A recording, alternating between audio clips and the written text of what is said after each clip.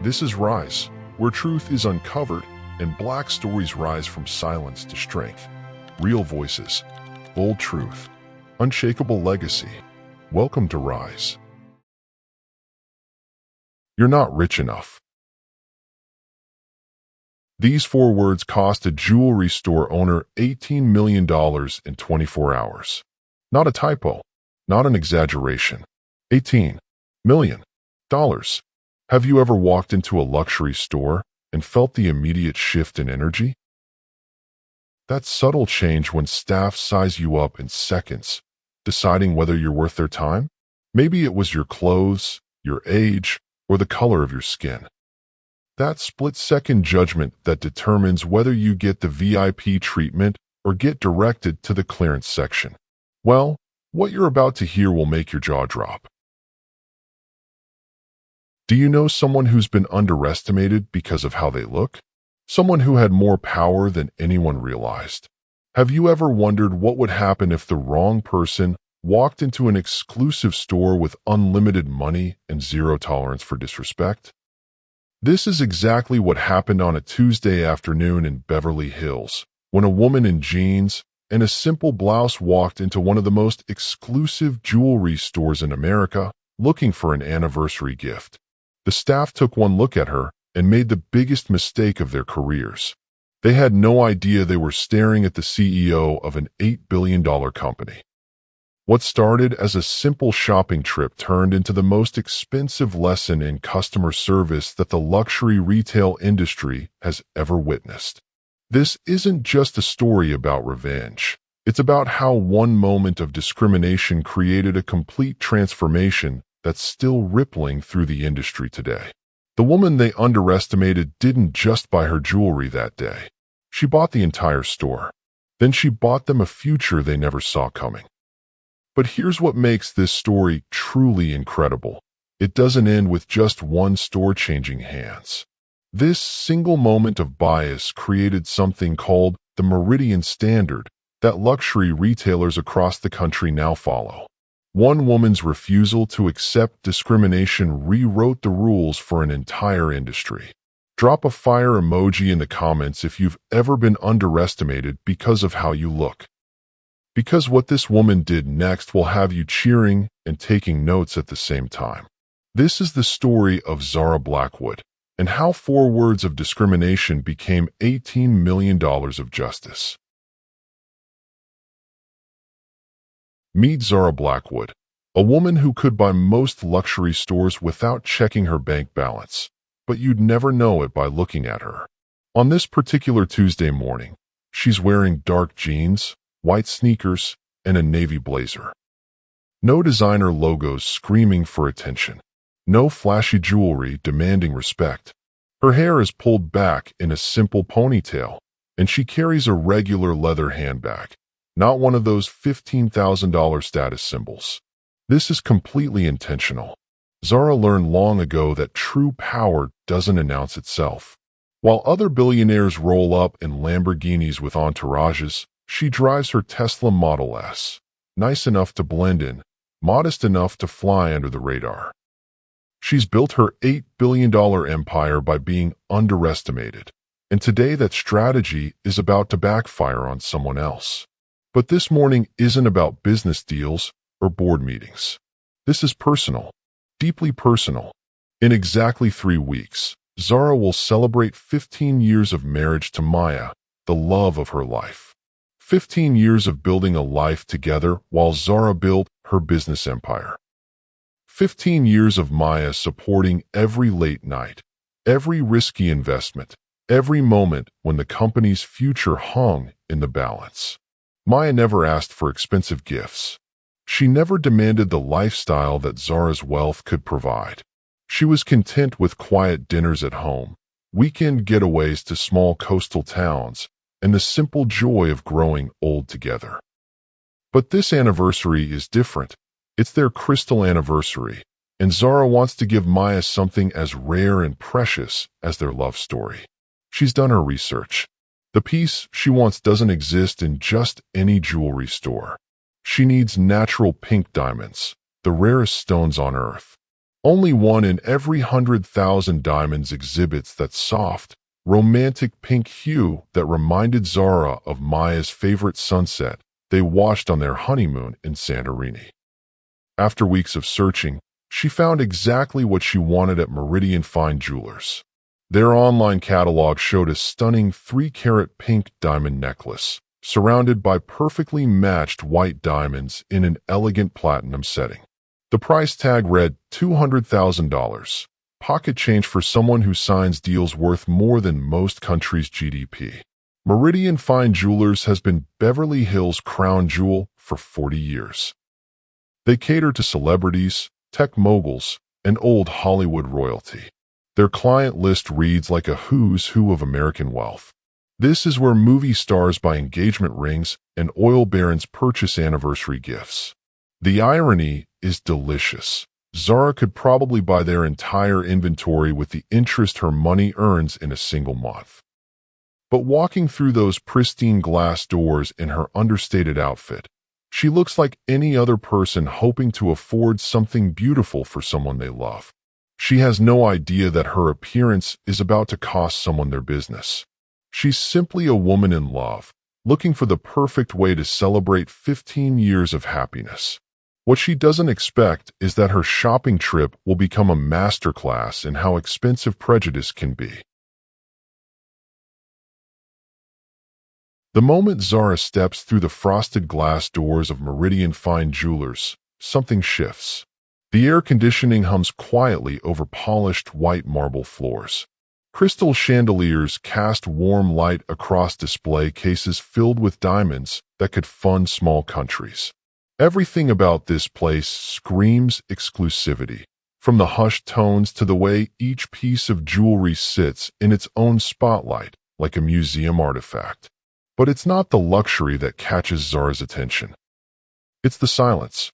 Marcus Chun, the store manager, is deep in conversation with a well-dressed white couple near the back of the showroom.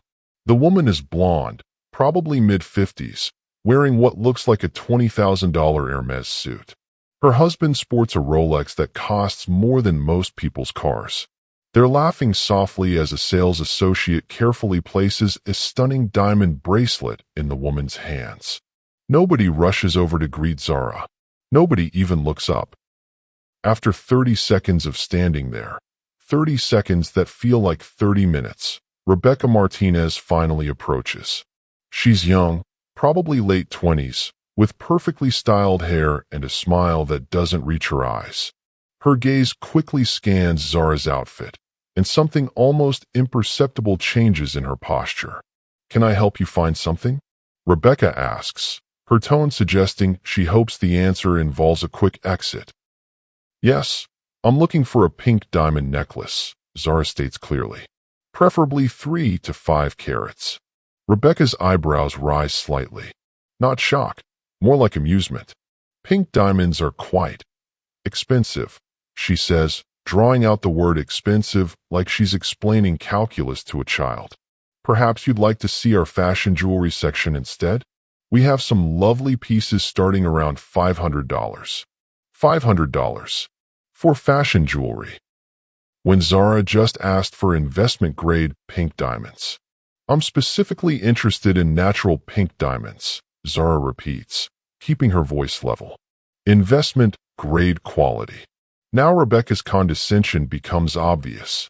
"Those pieces start around $150,000. I'm not sure that's quite what you're looking for today."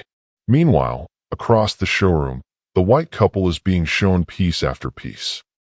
The sales associate handling them, an older man with silver hair, carefully places a necklace worth easily $2 million directly into the woman's hands. No questions about budget. No suggestions for cheaper alternatives. No hesitation whatsoever. The contrast is impossible to miss. Marcus finally notices the conversation and approaches, having concluded his chat with the wealthy couple. His assessment of Zara is swift and dismissive. A quick glance at her jeans, her simple handbag, her understated appearance. "I couldn't help overhearing," Marcus interjects with false courtesy. "Pink diamonds are extremely rare. We typically require pre-qualification for viewings of our premium collection. Pre-qualification? Zara asks, though she knows exactly what he means. Financial verification. Bank statements, credit reports, proof of assets. You understand. We have to protect our inventory from. He pauses, choosing his words carefully. From situations where clients might not be serious buyers. The insult hangs in the air like smoke. Meanwhile, the white woman is now trying on the $2 million necklace, admiring herself in an ornate mirror. No financial verification required. No proof of assets demanded. No questions about whether she's a serious buyer. Other customers begin to notice the conversation. Voices drop to whispers. Eyes dart between Zara and the staff. The tension is building. Perhaps, Marcus continues, his voice carrying across the intimate showroom. Tiffany down the street would be more appropriate for your budget range. They have a lovely selection of more accessible pieces. More accessible. Code for cheaper. Code for more suitable for people like you. Rebecca nods eagerly. Yes, they have beautiful pieces under $10,000. Much more practical. Practical. Another code word. The microaggressions are piling up like snow in a blizzard. Each comment, each assumption, each dismissive glance adds another layer of disrespect. They're not just refusing to show her jewelry. They're systematically dismantling her dignity, assumption by assumption. But here's what Marcus and Rebecca don't know. They're not dealing with someone who will simply walk away embarrassed. They're not dealing with someone who will accept this treatment and shop somewhere else. They're dealing with someone who has spent 15 years building an empire worth $8 billion. Someone who has fought bigger battles and won against longer odds. Someone who has never, ever backed down from a challenge. Comment below if you've experienced this type of treatment in a luxury store. Because what Zara does next will have you cheering and taking notes. The calm before the storm is about to end. I understand completely, Zara says, her voice so calm it's almost unsettling. She reaches into her handbag and pulls out her phone. No anger, no raised voice, no dramatic storming toward the exit. Just steady, calculated composure that somehow feels more dangerous than any outburst. Marcus smirks slightly, probably thinking she's calling a friend to complain or maybe her husband to ask for permission. Rebecca crosses her arms, satisfied that they've successfully handled another problem customer. They have no idea what's coming. Zara dials a number while maintaining steady eye contact with Marcus. The phone rings twice before someone answers. David? It's Zara. I need a complete financial profile on Meridian Fine Jewelers. Her voice carries across the showroom with crystal clarity. Yes, the Beverly Hills location on Rodeo Drive. I want ownership structure, debt-to-equity ratios, current market valuation, and cash flow analysis. Marcus's smirk begins to fade. A few other customers glance over, curious about this unusual phone conversation happening in a jewelry store. 15 minutes? Zara continues. Perfect. Send it to my phone and copy Patricia at Goldman. She hangs up and slides her phone back into her purse. The showroom has gone noticeably quieter. Even the white couple has stopped examining jewelry and is listening with obvious interest. Marcus clears his throat. Ma'am, I'm not sure what kind of game you're playing, but Zara's phone buzzes. She answers immediately, putting it on speaker without hesitation.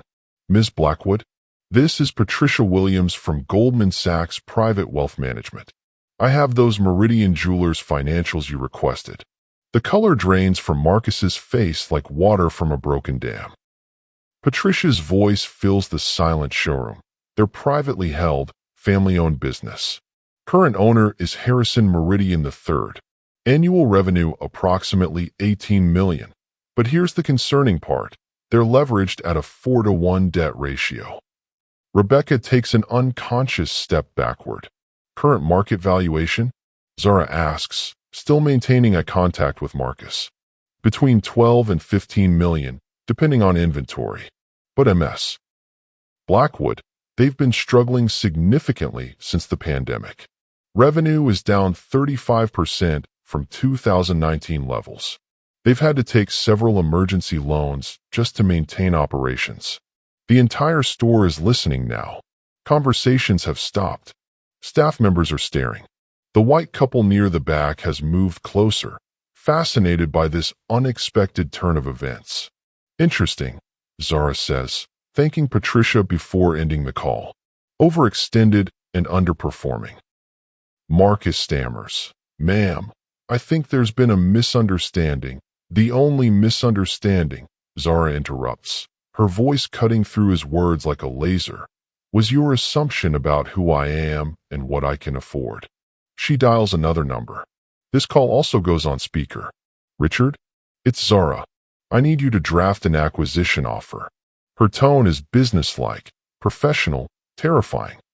Yes, another one. Meridian Fine Jewelers on Rodeo Drive in Beverly Hills. Marcus's mouth opens, but no sound comes out. Full cash offer, $18 million. Include a 24-hour acceptance deadline and specify immediate management restructuring upon closing.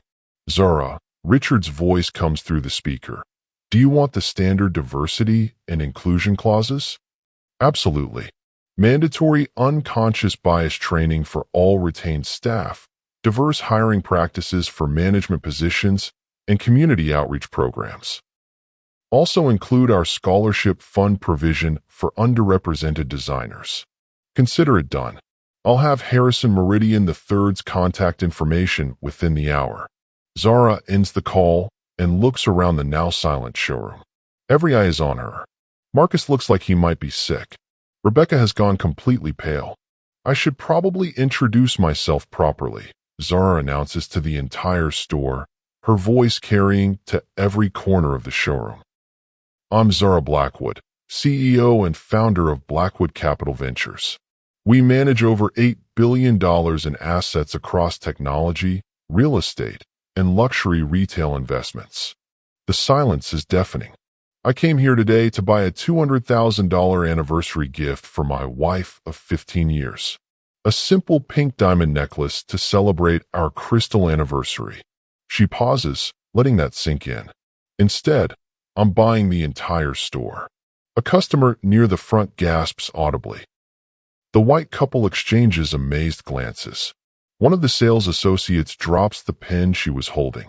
You see, Marcus, Zara continues, discrimination isn't just morally wrong. It's financially catastrophic. Your assumptions just cost your boss $18 million and you your job. Marcus tries to speak, but Zara raises a hand. I've spent 15 years building my company by being underestimated. By people who looked at me and decided I wasn't worth their time or respect. The difference is, I have 8 billion reasons why your opinion doesn't matter. She walks closer to Marcus, her voice dropping but still audible throughout the store. By tomorrow evening, I'll own every diamond in this case, every piece of inventory in your back room, and every contract you've ever signed. The only question is whether you'll be here to see it happen. The power dynamics have completely reversed. The woman they dismissed as unworthy is about to become their boss. The customer they tried to redirect to cheaper stores is about to own everything they thought they were protecting. This isn't just revenge. This is a complete transformation of everything they thought they knew about power, wealth, and respect. Within 30 minutes, Zara's phone rings again. Richard's voice cuts through the stunned silence of the showroom. Zara, I have Harrison Meridian III on the line. He'd like to speak with you directly. She answers the call right there in the store, surrounded by staff and customers who can't tear themselves away from this unprecedented business drama unfolding in real time. Mr. Meridian? This is Zara Blackwood. Her voice remains professional but firm. I assume Richard explained my offer. Harrison's voice is strained, tired. Ms. Blackwood, your timing is uncanny. We've been exploring options for months. The pandemic hit us hard, and our debt service has become unsustainable. Marcus looks like he's watching his entire world collapse in slow motion. The offer stands until 6 p.m. tomorrow, Zara states. Full cash purchase, $18 million, immediate closing. Your family built something beautiful here, Mr. Meridian.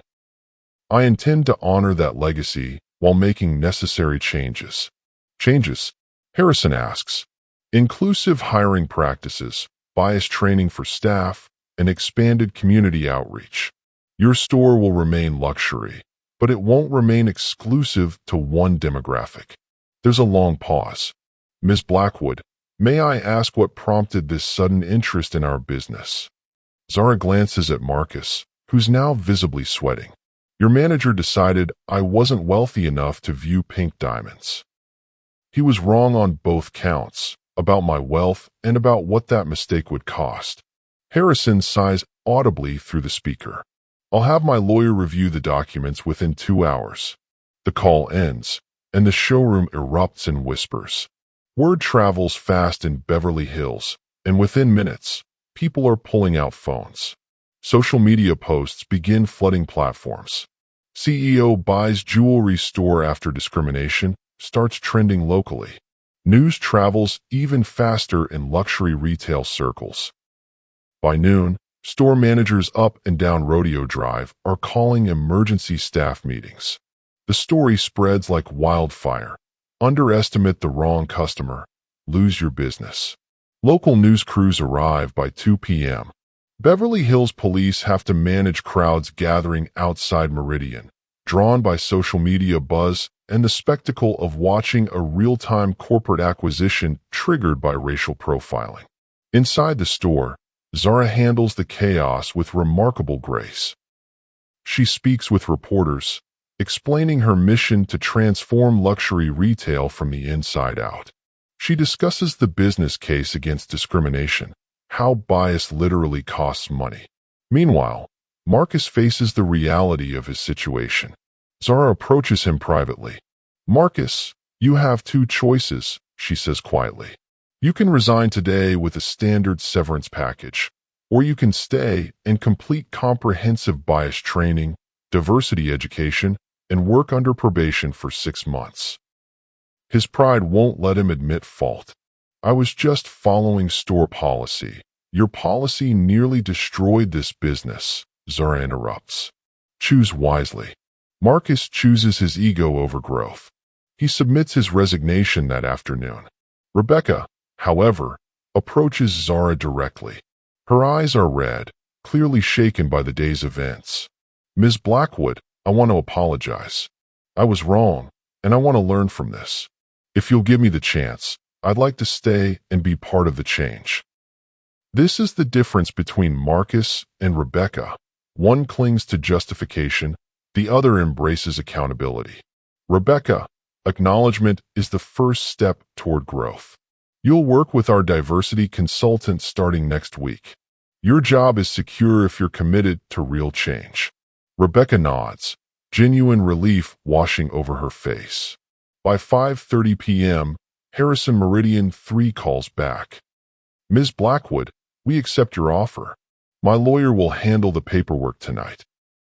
The deal closes in less than 24 hours.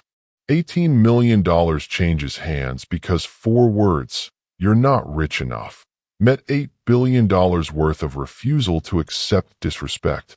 News outlets across the country pick up the story. Billionaire CEO buys jewelry store after discrimination becomes a viral headline. The story resonates beyond Beverly Hills, sparking conversations about retail bias, economic power, and social justice.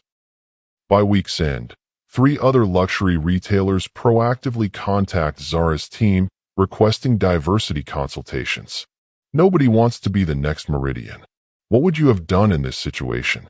Would you have walked away, confronted them directly, or taken the approach Zara chose?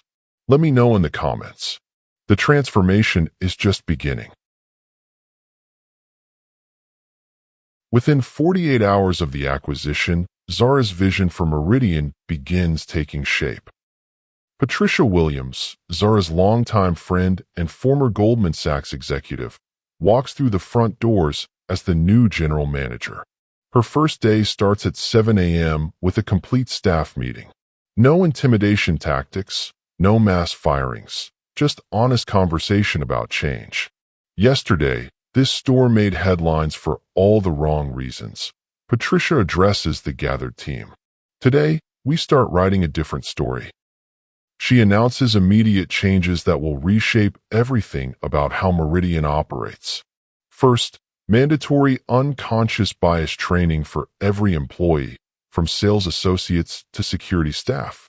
This isn't punishment, it's education. Professional consultants will work with each team member to identify and address implicit biases that affect customer interactions.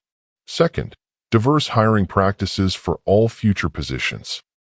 Meridian staff should reflect the diversity of Los Angeles, not just one demographic. Within 30 days, they hire Maria Santos, a bilingual sales specialist who previously worked at Cartier, and James Washington, a former Tiffany manager with 15 years of luxury retail experience. Third, community outreach programs. Meridian will partner with local art schools to showcase emerging jewelry designers from underrepresented communities. They'll offer mentorship programs, display space for new artists, and microloans for promising designers starting their own brands. The contrast becomes immediately visible. Before the acquisition, Meridian felt like a fortress. Intimidating, exclusive, designed to make certain people feel unwelcome. The staff was homogeneous, the clientele predictable, and the atmosphere suffocating with unspoken rules about who belonged. After Patricia's changes, the energy completely shifts. The same luxury remains. The crystal chandeliers still sparkle, the marble floors still gleam, the security is still top tier. But now there's warmth, accessibility, genuine hospitality that extends to everyone who walks through those doors. Rebecca, who chose growth over pride, becomes one of the transformation's biggest success stories. After completing bias training, she develops into one of the store's most effective sales associates. Her approach changes from gatekeeping to genuine service. Her sales numbers double within 3 months. The results speak for themselves. Within 6 months, Meridian's revenue increases by 40%.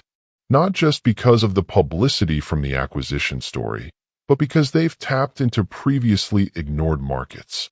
Affluent customers who had felt unwelcome before now become regular clients. Young tech entrepreneurs, successful athletes, entertainment industry professionals, demographics that the old Meridian had systematically excluded.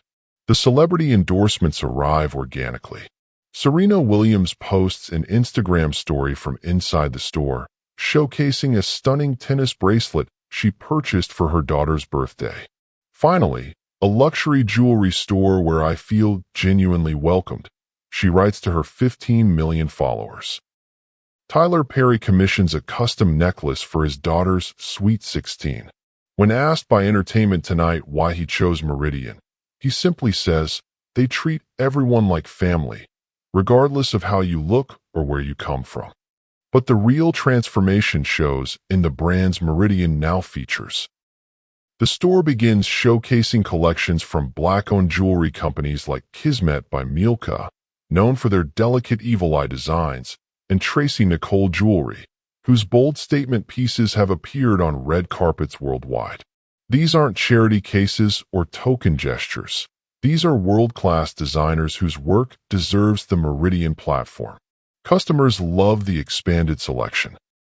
The combination of traditional luxury brands with fresh, diverse designers creates a unique shopping experience unavailable anywhere else in Beverly Hills. 6 months after the acquisition, something beautiful happens. Maya Rodriguez, a 26-year-old Latina designer from East LA, approaches Patricia with a portfolio of her work.